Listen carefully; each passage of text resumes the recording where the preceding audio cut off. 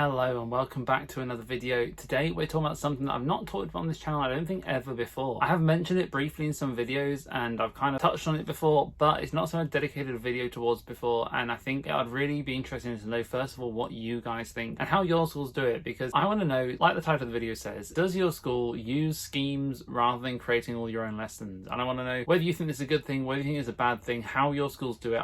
I really want to collect some information on this topic from fellow teachers, because all the teachers that I generally talk to, kind of all the ones in my school obviously do the same thing as what I do. The ones in nearby schools do similar stuff, and I want to get a bit of an idea broader across the country, maybe even across the world if anyone in other countries does watch these videos. I would love to know what your schools do in terms of teaching your lessons, because I had a really interesting conversation with a professor from university a little while ago, I think it was higher education anyway, and they were saying how when they do lectures or lessons, whatever you might want to call them, their slides and everything they work on is very closely guarded, and it's kind of like a professional secret. Each lecturer has their own work and it's not kind of shared with anyone else. Whereas at my school, I'm very happy to share work that I've done with other people, and I've shared loads, down in the description of every video I've got a link to my TES shop where there's loads of free resources on there of stuff that I've done, and I'm going to be putting loads more on there over summer. So if you are interested in that, go have a look, see what things you might like and what you might be able to use. I am quite happy sharing resources, and I do that in the same thing with the schemes that I work with in school to teach writing, to teach maths, to teach whatever else. When I create stuff to do with those schemes, I will share it online where I can, obviously try not to breach any copyright issues, but also sharing stuff to assist other teachers that use the same schemes. So the first question kind of is, what do your schools do in terms of schemes? So at my school, we have schemes for just about every single subject. We don't create lessons completely from scratch at all. We always use and base our ideas off a scheme that helps us deliver the national curriculum in a way that's kind of spiralized. It helps the children learn it in a way that's engaging for them, and it makes sure the teachers are kind of getting the proper coverage of all the subject. Now, that might be writing, that might be math. Before I've talked about writing and how we teach it, we use something called The Right Stuff by Jane Considine, and I think it's absolutely brilliant. I really do enjoy it, and something I'm going to be putting on my TS shop soon is all the slides that I've made to go with that. So to use them, you might be able to use them kind of without a subscription, but if you do subscribe to The Right Stuff, then definitely they'll be very useful. You might be able to adapt them possibly without The Right Stuff. Now that would be up to you, but they are really, really good. They're really, really useful, and by all means do go check them out if you'd like to use them yourself. But they are really, really good, and we can adapt them. Now for maths, we do use Active Learn at the minute, and again, I think it's really, really good. I enjoy using it. I think it's nice and spiralized, works well. But geography and stuff, we use Cornerstones, we use Jigsaw for PSHE, we've got a Spanish scheme to follow for MFL. There's all sorts of different schemes, and I have talked a little bit about the schemes before when I've looked at my planning and how I've done planning on videos like this, but I've not touched on whether or not you think it's a good idea, and do you guys think schemes are good? I'm a bit on the fence with them. I think they're absolutely amazing in terms of reducing workload for teachers. I think they're brilliant in terms of delivering engaging lessons for the class, and I think just to have it all kind of planned out for you, I think it's a great idea, and I don't know why more schools don't use schemes. But they also do have their downsides in terms of, I think if you're stuck and just you're not allowed to do anything but rigidly use a scheme and that is it, I do think they can have their downfalls, because not every school is the same. Every school needs to be able to adapt them carefully. I think that's where my school does the schemes really well, because the teachers know that yes, we are following the schemes and yes, we do it, but you have to have a look at the lesson beforehand and you have to adapt it slightly to your class. Now that's a lot easier than creating a whole lesson from scratch, and so it does reduce your workload still, but it is a little bit of work where you have to say, okay, I can see that lesson, is that going to fit with my class? Do I need to change a bit, add a bit, maybe take a bit out, something that will or won't work? So I do think they have their place, but they're not always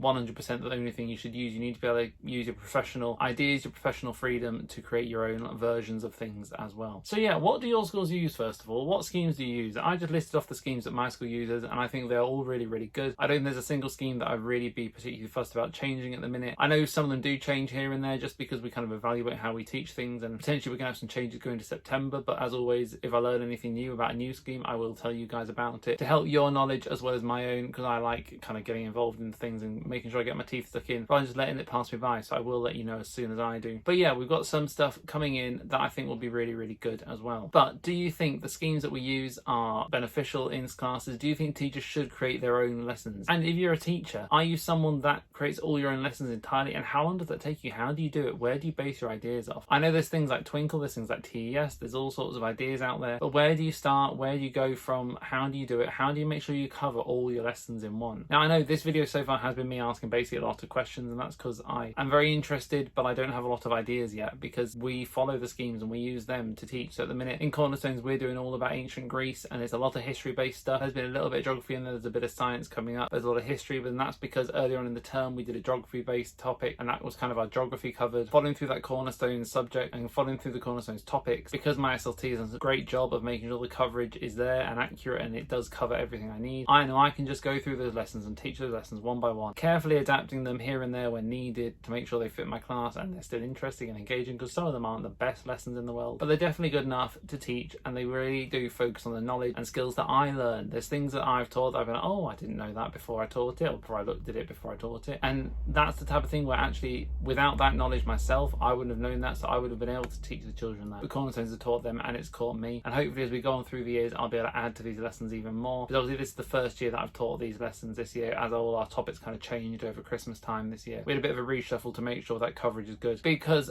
Ofsted, we knew Ofsted were coming and we knew it to make sure that we were covering everything in class accurately for the children, so we made sure that our coverage was spot on, which hopefully the Ofsted inspector, when they did come in a few weeks ago, must have thought that was good, because they didn't mention that there was anything wrong with that as far as I'm aware. But yeah, what do you guys do for your schemes? What do you guys do for your planning? How do you do it? How much time does it take you? I saw a post recently by a teacher saying about how they were taking absolutely stacks and stacks of books home, and they were even getting up at 2 o'clock in the morning to do some planning, to do marking every single day, just to make sure they got through enough work, because they had, you know, family at home they wanted to spend time with. And I think maybe in that case, maybe that's where a scheme or a new planning scheme, new planning marking policy might have been good for that teacher in that school at the time, because then they will have less time needing to do the work, more time at home. They can reduce that teacher workload, which is really, really difficult to do sometimes. And as we move on into this world where the cost of living is going up, everything's getting a bit harder, anything you can do to kind of reduce your hours a bit and make sure you've got a bit more time with your family, a bit more time to support other people, is always a beneficial thing. So I do kind of push out there as much as I can the idea that actually if you can use a scheme, you should use a scheme. Do it if you can, because they are brilliant. They do save a lot of time, they do save a lot of workload,